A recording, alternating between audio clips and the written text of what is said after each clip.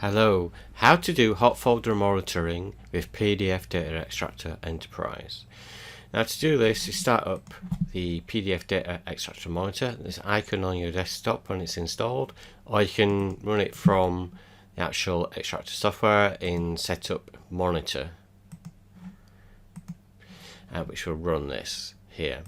So what I want to do, I want to monitor a folder and extract the data automatically to a CSV file. So going to Setup, Monitor Setup. Now I want to monitor this folder here. See test. Now setup file, you can use one of the examples. So if you go into C Program File, Extraction Software, PDF Data Extractor Enterprise Examples, you'll see some examples there. I'm going to use the example 1. After processing, I'm going to have to move it to another folder so it can get processed again. And then move to error folder if it's a problem.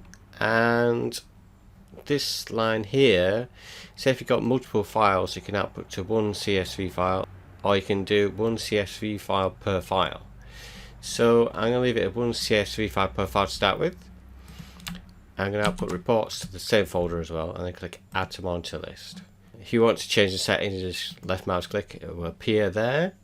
And if you want to update, your right mouse, update on the item that you want to update. So that's set up, ready to run. So I'm going to activate monitoring.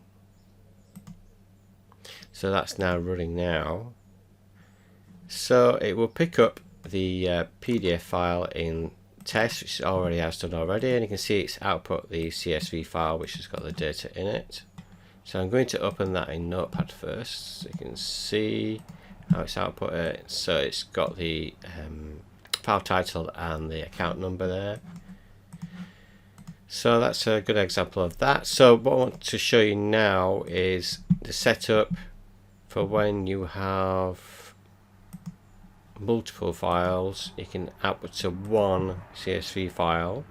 So I'm going to put that example in there and then paste it again. Keep both files so they have two copies of it. Save and close. So it's now going to process those in 5 seconds. So it's done those and it's output to one CSV file. So it uses a file name which can be set here. Just output underscore, and then it put in the date and time, so it's unique.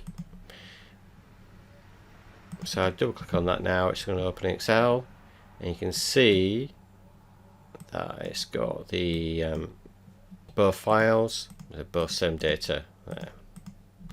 So it's that simple to set up. You can do insert into SQL Database as well.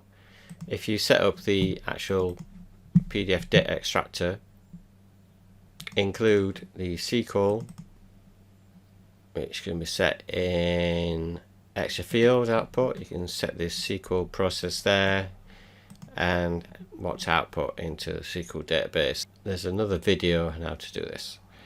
That's it, give it a try.